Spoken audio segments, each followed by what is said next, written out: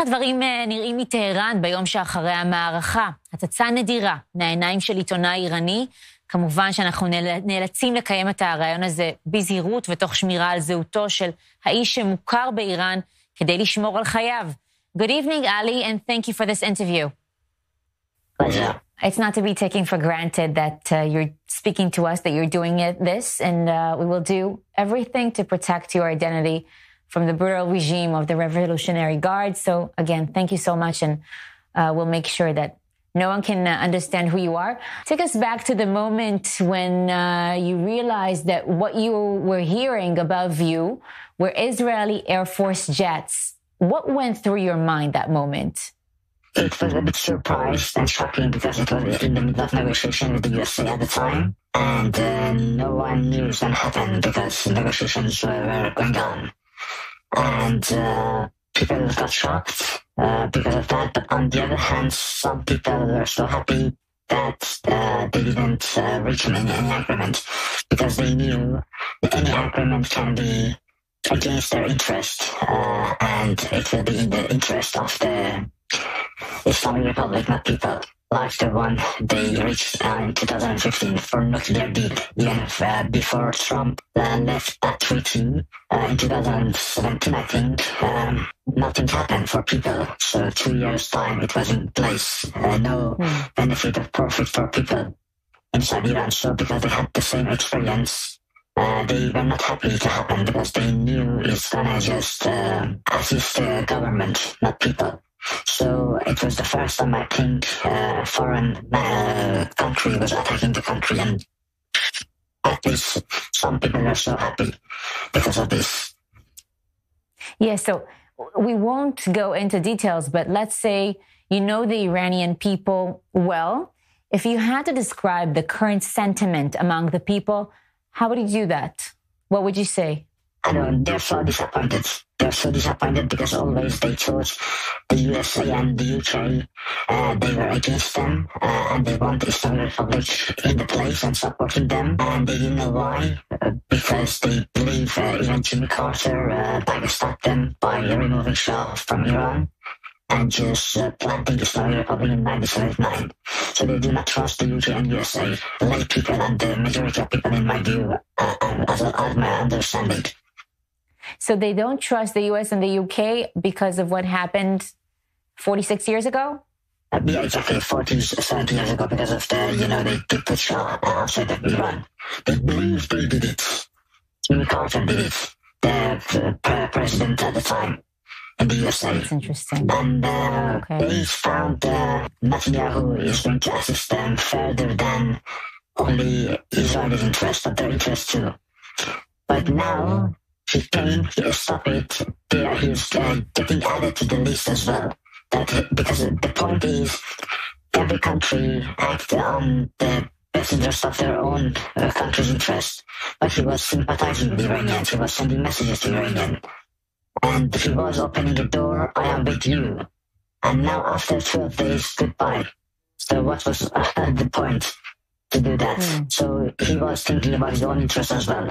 So why USA start sending messages to us, like, emotional messages. I'm with you guys, I'm going to assist you guys. No need, if you were the same nature of the UK and USA, no need to send those messages. So do you think that Iranians were, what you're saying is basically waiting for Prime Minister Netanyahu to save them from this regime? Is that what you're saying? That's right, yes. Because of his own messages. Maybe he sent some wrong messages, but because he was sending his messages, I'm with you guys, I'm on your side, we are friends, blah, blah, blah. So they got this impression. Interesting. So how did the Israeli strike followed by the American one affect Iran? Did it change anything at the moment? Not really. Maybe some, because all the sides are saying we have won. No one can evaluate it. So all three parties are saying we have won the war. But on the other side, the Iranian government will be stronger, in my view, in the next few weeks or few months, healing itself, and will be as strong as before. Now they are like, they have revenge inside, so they know they have to be cautious. So how does it affect Iranians? They're going to suppress them. They're going to change the rule and laws for espionage, and even sending some videos can be have very gross consequences and be identified as espionage. But the espionage definition is different than sending a video to a foreign media or government. But they're changing it, and they have arrested more than 1,000 people during the last few days, and they're going to keep going. Do you think they're going to kill them? Some of them, yes. Oh my God. It's really hard to understand. But what do you think that will happen now? Is there really a chance for a regime change in Iran? Yes, but it needs a push from outside. And people were thinking that push is coming from Mr. Netanyahu, but they were wrong. Because he targeted a lot of people, but he didn't target some main ones.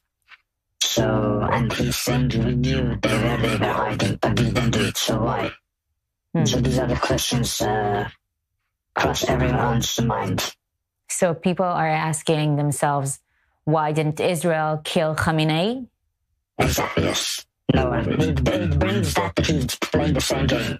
He was only his game, and he was chasing Mary's interest, not people's interest, and he was just chanting his slogans, I'm with you guys, he's not.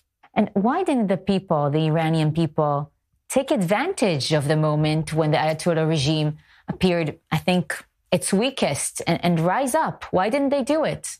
Because they are on survival mode. You cannot say, ask them, evaluate Tehran, evict Tehran, leave Tehran, and then at the same time expecting them to come outside and to protest. They run away from Tehran under instruction of Trump and Netanyahu, so only they can go at the same time. They cannot do both at the same time. You're talking about the Farsi IDF spokesperson, right? Yeah, properly he said leave Tehran. Yeah. So that was the instruction from him, and people listen to him.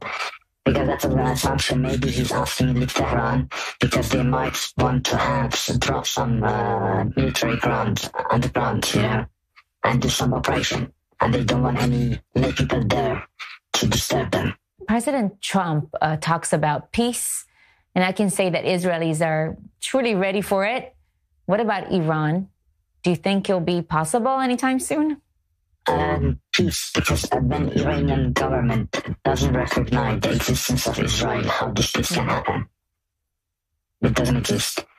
But because Mr. Trump was promised a Nobel Prize, I think he was tempted to stop this war and increase his luck and chance to have a prize, Nobel Prize. That's why he said, stop it. Right. But you're saying that in order to get there, there needs to be a big change, a much bigger change in the regime in Iran. No change at this stage. Maybe it will be stronger. All war like this make the government like the Iranian one stronger than before. Mm-hmm. You think they are stronger now? Because to us from here, they look very weak. Yeah, but even that point, why didn't you didn't carry on? To collapse them. That was your enemy. If it was weak, why you didn't carry on?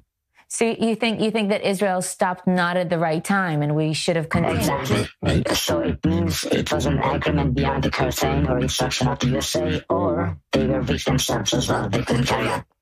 Ali, I truly appreciate you. Thank you so much for this interview, and I hope you'll host me for a joint report in Tehran, and I'll host you in Tel Aviv, hopefully. Or no doubts. I hope sometime soon.